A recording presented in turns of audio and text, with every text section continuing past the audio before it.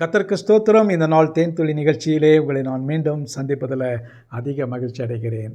இந்த நாளில் கூட அப்போஸ்தலனாகிய பேதுரு கொர்நேலியுடைய வீட்டுக்கு சென்று அங்குள்ள மக்களை எல்லாம் சந்தித்து கொர்நேலியுடைய வாய் அறிக்கையெல்லாம் கேட்டு அந்த இடத்துல தேவன் எப்படி அவர்களுக்கு வெளிப்பட்டார், புறஜாதியான மக்களை தேவன் நேசிக்கிறார், புறஜாதியான மக்களுக்காக இந்த உலகத்திலே வந்தார் என்பதை அறிந்த மக்களாக இருந்த இடத்துல போய் இவரே இயேசு, இவர்தான் உலக இரட்சகர் என்று பேதுரு சொன்னார் என்று பார்க்கிறோம். இது ஒரு கடினமான காரியம்.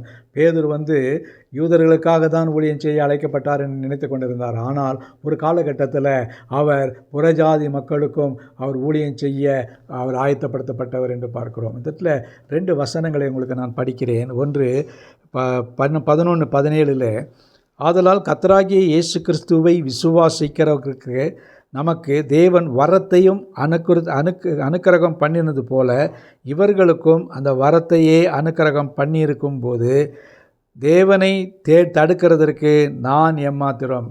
இது பேதுரு தான் சொல்கிறாரு.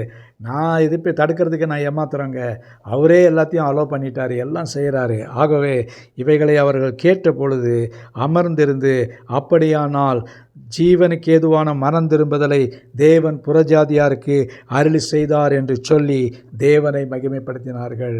இந்த இடத்துல ஒரு பெரிய தேவனை மகிமைப்படுத்தக்கூடியதான ஒரு பெரிய சம்பவம் ஏற்பட்டது.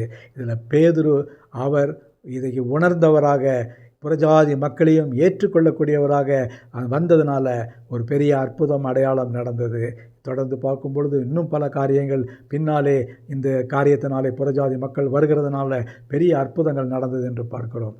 ஆகவே அந்த புறஜாதி மக்களிடத்தில் நாமும் போய் அவர்கள் எந்த ஜாதியாக இருந்தாலும் அவருடைய தேவ ஜாதியான மக்களாக மாற்றி நம்முடைய சுவிசேஷத்தை அறிவிப்போம். நல்ல ஆண்டவரே, நன்றியோட துதிக்கிறேன், ஸ்தோத்திரிக்கிறேன். இந்த வேளையில் கூட அந்த கொர்நேலியே குடும்பத்தார், நண்பர்கள், உறவினர்கள் எல்லாரையும் ஏற்று அங்கீகரித்த தேவன் ஆண்டவரே, இந்த நாட்களில் இருக்கிற ஆண்டவரே, எத்தனையோ ஆண்டவரே தாழ்த்தப்பட்ட ஆண்டவரே, கஷ்டப்படுகிற ஆண்டவரே, தீண்டப்படாத மக்களை நீங்கள் தொட்டு விடுதலை தர வேண்டுமாய் ஜெபிக்கிறேன். மீட்பர் இயேசுவின் நாமத்தில் ஜெபிக்கிறேன் நல்ல பிதாவே, ஆமேன், ஆமேன்.